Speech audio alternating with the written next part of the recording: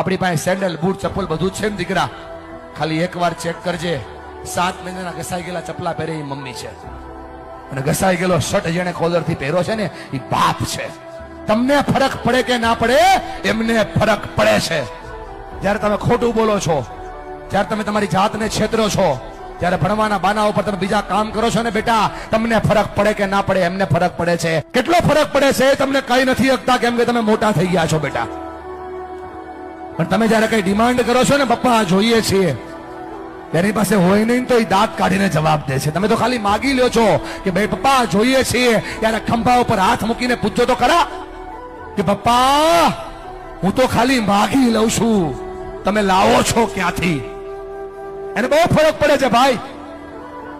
ફરી કઈ નથી શકતા, તું જુવાન થઈ ગયો ને એટલા માટે. અને જો મારા પર ભરોસો ન હોય, ખાલી આંખોમાં ચેક કરે કેટલો ફરક પડે છે. આ બાપની